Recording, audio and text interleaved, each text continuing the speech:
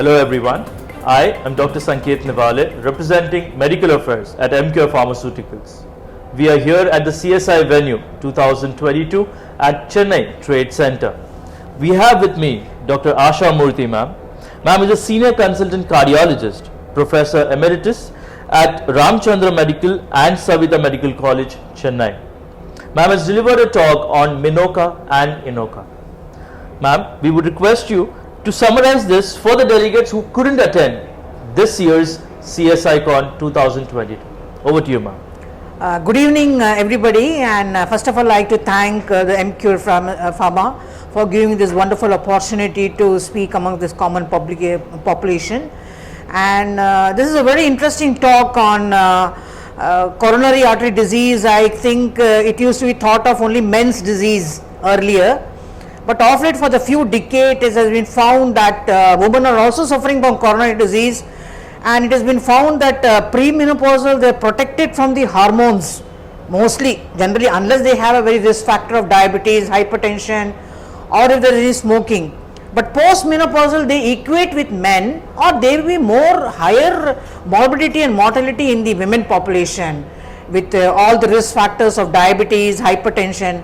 Of late, we are seeing more of women population having more history of smoking, drug abuse. So these are all contributing factor for this disease, and it is in brief it is called as myocardial infarction. There is heart attack in unobstructed coronary arteries, ischemia, that is angina with unobstructed coronary arteries, which is seen in women population.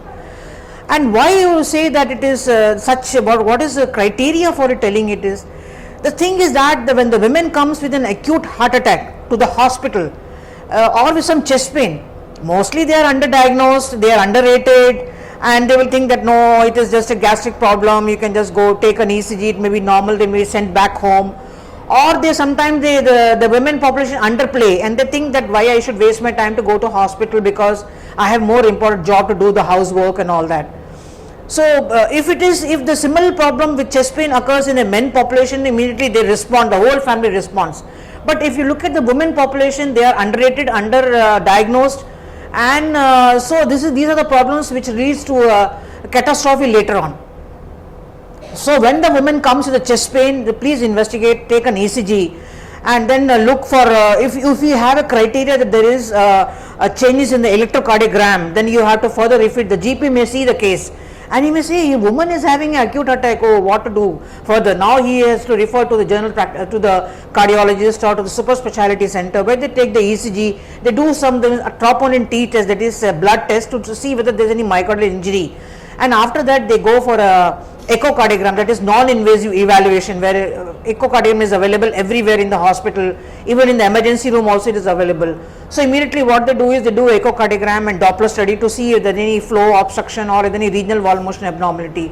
Once they detect out any abnormality or variation in the echocardiogram, then they go for further investigation, go for invasive investigation. They can take up for coronary angiogram. Now surprisingly, what has happened is that if you do a coronary angiogram, it is found to be normal.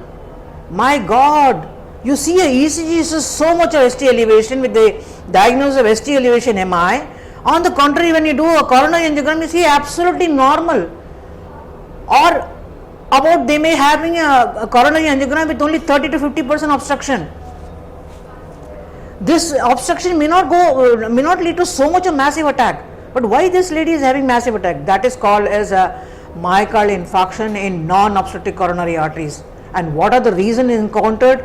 The reason encountered are a coronary plaque rupture, a coronary erosion, a spontaneous coronary dissection, a coronary spasm, or plaque fissuring. That is, these are the consequences which can be detected by, sometimes missed by coronary angiogram, can be further investigated by OCT, optical tomography, that is coherence tomography, where you can detect the actual cause of this problem, that why we are able to miss in the coronary angiogram and we are able to pick up in the OCT or intravascular ultrasound. So in this setting we can detect out, and then we can give a prompt treatment to this patient.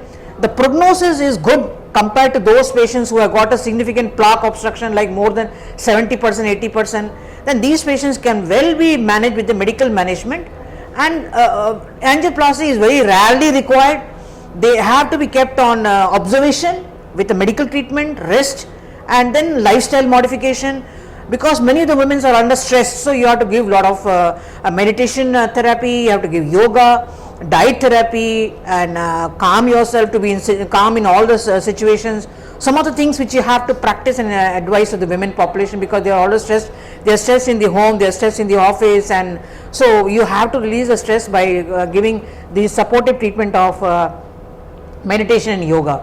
So there are special investigations we can detect out, and we can do these investigations. Sometimes, you know, some cases which we are not able to diagnose, then we have to go for a cardiac MRI, in which we can detect out some missed problem which have been missed in coronary angiogram or OCT.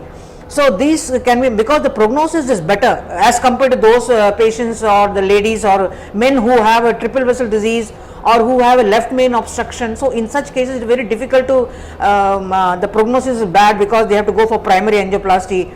But in this situation, because there is no necessity for going for primary angioplasty, because they are managed better with the medical management, with good aspirin, blood platelet thinner, cholesterol tablets, statins, and we can give advice for stop smoking, drug abuse, and all can be given a psychological assessment treatment. And this patient responds to the calcium channel blockers, beta blockers, all these AC inhibitors. This combination treatment can be given, and patient will definitely respond and they will do well. So my simple key message is that this clinical condition has been recently recognized. Of late we were missing in the past because we were telling it syndrome X, they have no cause. But now we have come to the cause because we have all scientific data and basis of scientific so much of contribution. The American Heart Association, the European Society of Cardiology 2016-19 have given the new terminology of this problem, which was missed so many of decades before, and they have come to the conclusion this can be diagnosed, this can be treated, and the prognosis is good. The women can go back home with ease. Thank you very much, MQ, for giving me this opportunity. Thank you, ma'am. Thanks a lot. Thank you, ma'am.